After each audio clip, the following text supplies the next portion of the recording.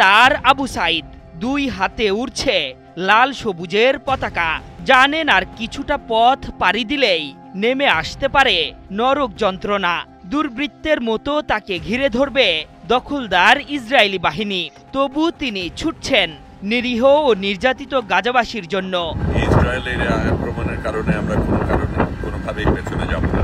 আলোকচিত্রী ও মানবাধিকার কর্মী শহীদুল আলমের সাথে গাজার পথে যেন আছে গোটা বাংলাদেশের কোটি মানুষও। এদেশের মানুষ প্রার্থনা করছেন যেন শহীদুল আলম সব বাধা এড়িয়ে গাজার ভূখণ্ডে নামতে পারেন। গাজার ওপর ইসরায়েলের অবৈধ অবরোধ ভাঙতে পবিত্র ভূখণ্ডের দিকে এগোচ্ছে আন্তর্জাতিক নৌ অভিযান গ্লোবাল সুমুদ ফ্লোটিলার কাফেলা। সেই জাহাজ কাফেলায় আছেন বাংলাদেশের প্রখ্যাত আলোকচিত্রীকর, সাংবাদিক ও সমাজকর্মী শহীদুল আলম। এই বহরের মিডিয়া ফ্লোটিলা নৌযানে আছেন তিনি। উত্তাল ভূমধ্য সাগর থেকে কিছুক্ষণ পরপরই লাইভে আসছেন, নানা ঘটনার ছবি শেয়ার করছেন, বিশ্বকে জানিয়ে দিচ্ছেন ফ্লোটিলার বর্তমান অবস্থান। আমরা অবশ্যই সেখানে পৌঁছাবো। স্থানীয় সময় বুধবার রাত থেকে গ্লোবাল সুমুদ ফ্লোটিলার কাফেলার ওপর ঝাঁপিয়ে পড়েছে ইসরায়েলি সেনারা। একের পর এক জাহাজ আটক করে অংশগ্রহণকারীদের গ্রেপ্তার করছেন। তাদের নিয়ে যাওয়া হচ্ছে অচেনা বন্দরে।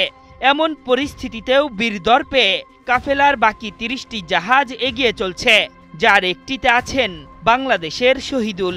ইসরায়েলের বিপদ সীমায় পৌঁছালেই নিশ্চিত আটক জেনেও বুক ভরা সাহস নিয়ে এগিয়ে চলছেন তিনি। ক্যাপ্টেন দ্রুত জাহাজ এগিয়ে নিয়ে যাচ্ছিলেন। এর আগে ৩০ সেপ্টেম্বর স্পেনের বার্সেলোনা থেকে গ্লোবাল সুমুদ ফ্লোটিলার প্রধান নৌবহর গাজা অভিমুখে রওনা করে। একই দিনে ইতালির ওট্রান্তো থেকে গাজা অভিমুখে কয়েকটি জাহাজ যাত্রা শুরু করে, যার মধ্যে মিডিয়া ফ্লোটিলাতে জায়গা করে নেন শহীদুল আলম। জাহাজটি ফিলিস্তিনের উদ্দেশ্যে ছাড়ার আগে এক কনফারেন্সে নিজেকে বাংলাদেশি এবং গোটা জাতির হয়ে প্রতিনিধিত্বের কথা জানান শহীদুল আলম। এরপর থেকে এখন পর্যন্ত সেই জাহাজে আছেন তিনি। মূলত বিশ্ববাসীকে গাজার প্রকৃত অবস্থা জানাতেই কাফেলার সাথে যাত্রা করছেন তিনি। বুধবার সামাজিক মাধ্যমে দেওয়া এক বার্তায় শহীদুল আলম জানান, একটু আগেই খবর এসেছে আলমা নামের জাহাজে হামলা করেছে ইসরায়েল। সেই সাথে মানবাধিকার কর্মীদের গ্রেফতার করছে দখলদার সেনারা।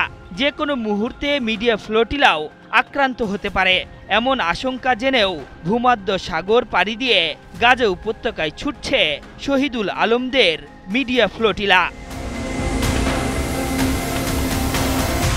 আশরাফুল ইসলাম, ৭১।